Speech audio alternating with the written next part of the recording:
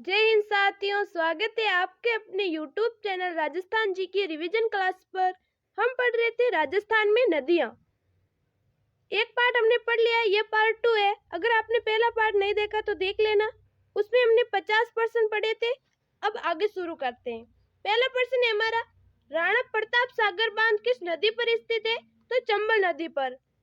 अगला प्रश्न, आयन नदी का नाम उदय सागर के बाद क्या हो जाता है? तो बेड़च नदी। लूणी नदी मुख्यतः किस राज्य में बहती है? राजस्थान राज्य में। अगला प्रश्न है, राजस्थान में किस नदी का अपवाह क्षेत्र न्यूनतम है? तो वाक्कल नदी का। अगला प्रश्न, पार्वती किसकी सहायक नदी है? तो चंबल नदी की। अगला, बनास नदी का उद्गम स्थल है खमनार की पहाड़ियां। अगला प्रश्न, लूनी का उत्तरी क्षेत्र क्या कहलाता है? थली। नेक्स्ट प्रश्न है, कौन सी नदी झुंझुनू को दो भागों में बांटती है? तो कांटली नदी झुंझुनू को दो भागों में बांटती है। अगला प्रश्न, घग्गर नदी का उद्गम कहाँ से होता है? हिमाचल की शिवालिक पहाड़ियों से। अगला प्रश्न है, अर्जुन की गंगा किसे कहते हैं? बाणगंगा नदी को। अगला प्रश्न, कालीबंगा सभ्यता किस नदी के किनारे विकसित हुई? घग्गर नदी के किनारे। अगला प्रश्न है, मानसी वाकल नदी का उद्गम स्थल है फुलवारी की नाल अभ्यारण्य। अगला प्रश्न है, जवाहर सागर अभ्यारण्य किस नदी के निकट स्थित है? तो चंबल नदी के निकट स्थित है जवाहर सागर अभ्यारण्य। अगला प्रश्न है, राजस्थान के किस संभाग में सर्वाधिक नदियां पाई जाती हैं? तो कोटा संभाग में सर्वाधिक नदियां पाई जाती हैं। अगला प्रश्न, आना सागर झील किस जिले में स्थित है? अजमेर जिले में। अगला प्रश्न, सोम नदी किसकी सहायक नदी है? माही नदी की। अगला प्रश्न, केवल राजस्थान में स्थित जलप्रपात का नाम है मैनाल जलप्रपात। अगला, शेरगढ़ अभ्यारण्य किस नदी के किनारे स्थित है? तो परवन नदी के किनारे। नेक्स्ट प्रश्न है, बनास नदी की लंबाई कितनी है? 512 किलोमीटर। अगला प्रश्न है, खारी एवं मोरल किस नदी की सहायक नदी है? तो बनास नदी की सहायक नदी है खारी एवं मोरल। अगला प्रश्न, आधी खारी आधी मीठी कौन सी नदी कहलाती है? लूणी नदी। अगला प्रश्न है, लीलड़ी, मीठड़ी, बाड़ी, सूकड़ी किसकी सहायक नदियां हैं? तो लूणी नदी की सहायक नदियां हैं। अगला प्रश्न, बेड़च नदी कहाँ से निकलती है? गोगुंदा की पहाड़ियों से। अगला प्रश्न है, पाली जिले में किस नदी का उद्गम होता है? तो इसका आंसर है जवाई नदी में। जवाई नदी का पाली जिले से उद्गम होता है। अगला प्रश्न है, कौन सी नदी डूंगरपुर और बांसवाड़ा जिलों के मध्य सीमा बनाती है? तो माही नदी। अगला प्रश्न, सोम नदी कहाँ से निकलती है? तो बिछा मेड़ा से। अगला प्रश्न, चंबल नदी की लंबाई कितनी है?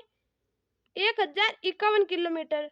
अगला प्रश्न है, चंबल नदी की राजस्थान में लंबाई कितनी है? वो तो कुल लंबाई थी, और इसकी पूछ रहे राजस्थान में कितनी लंबाई है? तो 322 किलोमीटर। अगला प्रश्न है, बाणगंगा का उद्गम स्थल है बैराट की पहाड़ियां। वाकल नदी किसकी सहायक नदी है? साबरमती नदी की। अगला प्रश्न है, बनास, मैनाल और बेड़च नदियों का त्रिवेणी संगम किस जिले में? तो भीलवाड़ा जिले में है त्रिवेणी संगम। किस किस नदियों का? बनास, मैनाल और बेड़च नदियों का। अगला प्रश्न है, सोम, माही, जाखम का त्रिवेणी संगम है बेणेश्वर डूंगरपुर में। अगला प्रश्न है, पीपलाज नदी किस जिले से संबंधित है? तो झालावाड़ जिले से। अगला प्रश्न, आना सागर झील में किस नदी का पानी आता है? तो बाड़ी नदी का। अगला प्रश्न, चंबल नदी राज्य के कुल कितने जिलों में प्रवाहित होती है? तो 6 जिलों में। अगला प्रश्न है, राजस्थान की एकमात्र नित्य वही नदी कौन सी है? तो चंबल नदी। अगला प्रश्न, राजस्थान में सर्वाधिक सतही जल ले जाने वाली नदी है चंबल नदी। अगला प्रश्न है, चंबल नदी का उद्गम स्थल है महू, मध्य प्रदेश से निकलती है। अगला प्रश्न है, राजस्थान में चंबल पर बना सबसे बड़ा बांध है राणा प्रताप सागर बांध। नेक्स्ट प्रश्न है, किस नदी को वन की आशा कहा जाता है? तो बनास नदी को कहा जाता है वन की आशा। अगला प्रश्न है, बनास की सहायक नदियों का समूह है कोठारी, ढूंढ और खारी नदी। बनास नदी की सहायक नदियां हैं। अगला प्रश्न, राजस्थान का कितना प्रतिशत क्षेत्र बंगाल की खाड़ी अपवाही प्रणाली में आता है? तो 22%। अगला प्रश्न है, खाड़ी नदी का उद्गम स्थल है बिजराल। बिजराल खारी नदी का उद्गम स्थल है। नेक्स्ट प्रश्न है हमारा, अजमेर व भीलवाड़ा के मध्य सीमा निर्माण कौन सी नदी करती है? सीमा निर्माण कौन सी नदी करती है? तो खारी नदी। अगला प्रश्न है, राजस्थान की कौन सी नदी यमुना में मिलती है? तो बाणगंगा।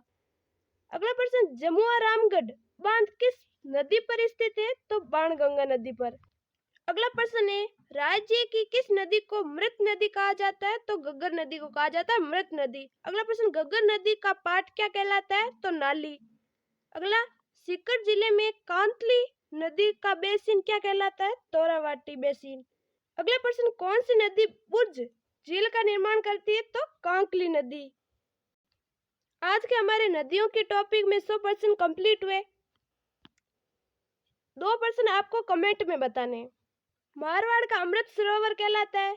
ऑप्शन है जवई बांध, राणा प्रताप सागर बांध, कडाना बांध और बांगली बांध। अगला प्रश्न, मरु आसा किस नदी को कहा जाता है? ऑप्शन है लूनी, जवई, मही और सोम। इन 2 प्रश्नों के कमेंट जरूर करना है। अगर आपको हमारा वीडियो अच्छा लगा तो लाइक, शेयर एंड सब्सक्राइब जरूर करें। Thank you.